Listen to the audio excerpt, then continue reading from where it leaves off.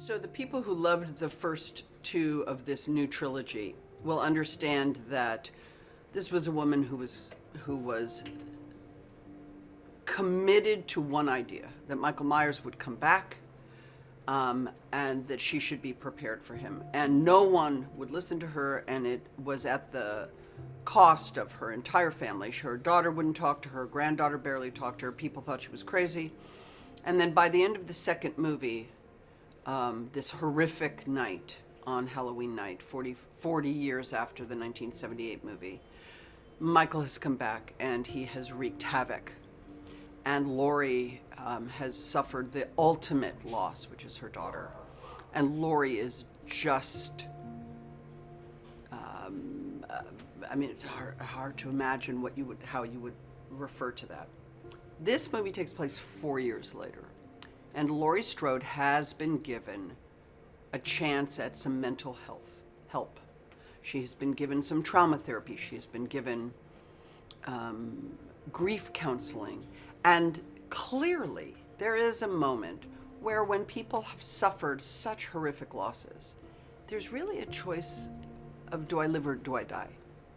And if I'm going to live, I need to live openly. I must try to have a life. And at the beginning of the movie, we're meeting Laurie Strode 4 years after her daughter has been killed, very quietly trying to have a personal life. She lives with her granddaughter.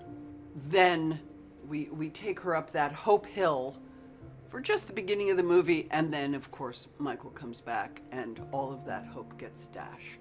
The reason I did the 2018 movie was because of the psychological state that they wrote her in. If she had been like, I don't know, working at a restaurant or something, and wasn't thinking, I was so impressed with the fact that they were honoring the trauma that had occurred in her life, that was a real result of what happens if you are attacked when you're 17 years old and you get no help. And I thought that gave her a lot of respect as a character. So yes, of course, it is my job to kind of receive Laurie at the moment she's in, and then try to work out psychologically, connect to the material and figure out what is my job to now convey that to you, the audience. You know, it's that weird thing, it's that weird alchemy that happens. It was very nice to see in the second movie all the legacy characters, Kyle Richards, Nancy Stevens, to reconnect that dot, you know. Oh, here we are now 40 years later, 41 years later. But the 2018 movie gave me a family. Laurie Strode never had a family. And David was so great at casting. He is great at casting. Because Judy Greer and Andy Matichik and I look like a family.